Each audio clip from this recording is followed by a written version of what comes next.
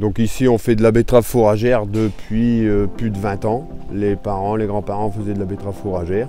Pour les vaches laitières, un gros intérêt, les taux, l'appétence. Et puis pour les génisses, un aliment qui est à la fois riche en UF et qui est très appétant, donc qui a un gros intérêt sur notre exploitation. Donc en technique culturale, c'est très simple, comme on fait de la betterave fourragère et sucrière, on fait exactement comme la betterave sucrière. Et après, au niveau récolte, bon, on a la chance d'avoir l'entrepreneur qui est dans le village à côté. On sait démarrer tout début septembre.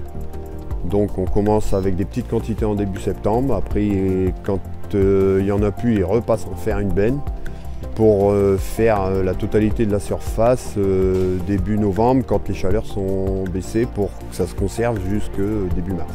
Au niveau des vaches laitières, la betterave elle est utilisée autour de 7 à 10 kg. Techniquement c'est très simple, vous prenez le godet, vous balayez dans le bol et après vous mélangez avec paille, herbe, pulpe surpressée et maïs et les concentrés.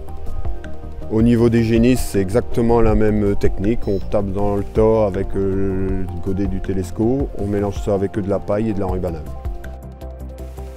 La betterave fourragère est intégrée dans la ration pour apporter de l'énergie. Donc l'avantage c'est qu'effectivement on a cet apport là de septembre jusqu'au mars, jusqu'à peu près la mise à l'herbe. L'avantage de la betterave fourragère c'est que c'est un aliment donc très énergétique et à la fois peu encombrant, qui permet de réduire notamment l'apport de concentré énergétique au niveau du DAC pour les vaches laitières.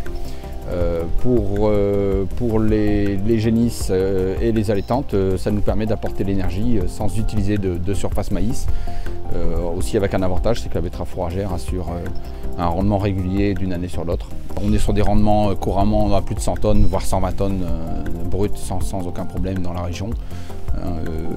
Et comme on est sur une exploitation qui recherche un niveau laitier assez élevé, la betterave a tout à fait sa place et en plus permet de maintenir des taux de matière grasse à plus de 40 tout l'hiver. Donc la betterave fourragère en plus a toute sa place dans le système économique aussi, étant donné qu'en termes de coût de ration, on est à peu près sur du 20 €. On peut l'estimer aux alentours de 20 € la tonne brute. Donc en sachant que la betterave fait à peu près une UF 15 en énergie par rapport à un maïs qui va faire 0,93 à 0,95 UF. Ça a tout à fait sa place et tout à fait concurrentiel économiquement parlant. Par contre, bon, la betterave fourragère, ça reste un aliment quand même assez compliqué à gérer. L'arrachage est très délicat, hein. Il faut être vraiment très précautionneux au niveau de l'arrachage. Ça se travaille pas comme de la betterave sucrière à l'arrachage. Donc de ce côté-là, l'entrepreneur doit être très précautionneux. Au niveau de la conservation, l'hiver ça reste délicat, il y a bien sûr le gel à faire attention. Il faut faire attention que la récolte ne soit pas trop précoce pour éviter les échauffements dans le silo de betterave, hein. D'où ici le fait de les arracher progressivement là, de septembre à novembre pour terminer la récolte fin octobre, début novembre, là, au moment où les températures le permettent. C'est un aliment, on a beau faire quand même, qui nécessite du travail. C'est quand même, c'est pas l'aliment le plus simple à gérer, c'est pas le plus simple à distribuer. On a quand même de la main d'œuvre dans le sens où il faut faire attention à ce qu'elle soit récoltée propre. Donc s'il y a un peu trop de terre, il faut charger à la main. Voilà, c'est quand même un aliment à prendre beaucoup de précautions autour de ça.